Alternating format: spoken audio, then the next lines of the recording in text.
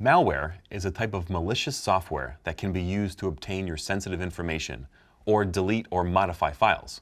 Basically, it can be used for any and all unwanted purposes. The most common types of malware you'll see are viruses, worms, adware, spyware, trojans, rootkits, backdoors, botnets. Oh my, I know, it's a long list. But we'll go into detail about each of these and even learn about some real-life cases. But for now, let's talk about the most common forms of malware. Viruses are the best known type of malware, and they work the same way that viruses in your body work. When you get sick, a virus attaches itself to a healthy cell in your body, then replicates itself and spreads to other healthy cells in your body until bam, you're sneezing and wheezing and you're a mess. In a computer virus, the virus attaches itself to some sort of executable code like a program. When the program is running, it touches many files, each of which is now susceptible to being infected with the virus. So, the virus replicates itself on these files, does the malicious work it's intended to do, and repeats this over and over until it spreads as far as it can. Scary, right? Well, hold on tight. We're just getting started.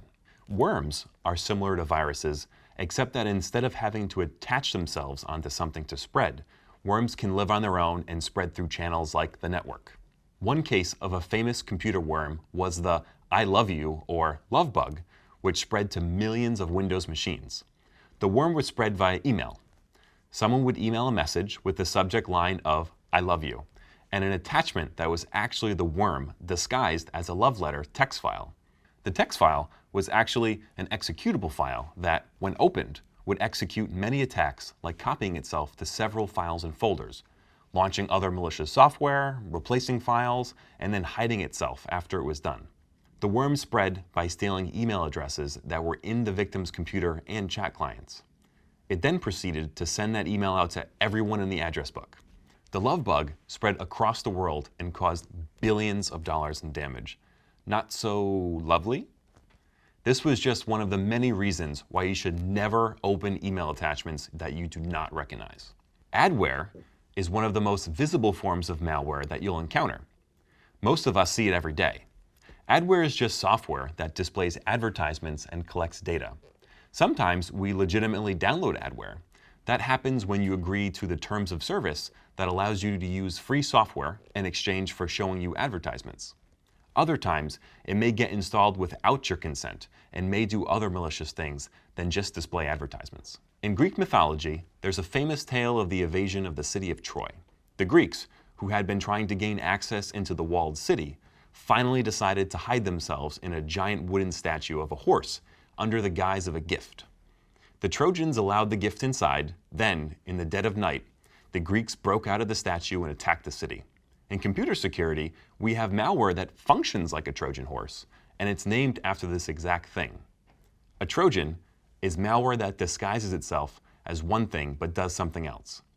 Just like how the historical Trojan horse was accepted into the city by the citizens of Troy, a computer Trojan has to be accepted by the user, meaning the program has to be executed by the user. No one would willingly install malware on their machine. That's why Trojans are meant to entice you to install them by disguising themselves as other software. Spyware is a type of malware that's meant to spy on you, which could mean monitoring your computer screens, key presses, webcams, and then reporting or streaming all of this information to another party.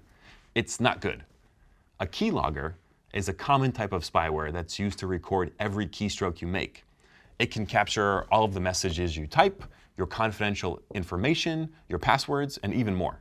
Ransomware is a type of attack that holds your data or system hostage until you pay some sort of ransom. Remember the availability principle we learned about in the first video? Does this attack sound like a way to decrease the availability of our security? Bingo, that's because it is. A recent case of ransomware was the WannaCry ransomware attack in May of 2017.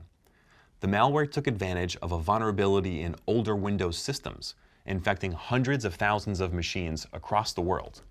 Most notably, the attack shut down the systems for the National Health Services in England, causing a health-related crisis. The WannaCry ransomware attack devastated systems around the world. These types of attacks are becoming more common, and we need to be ready to fight them. So let's soldier on.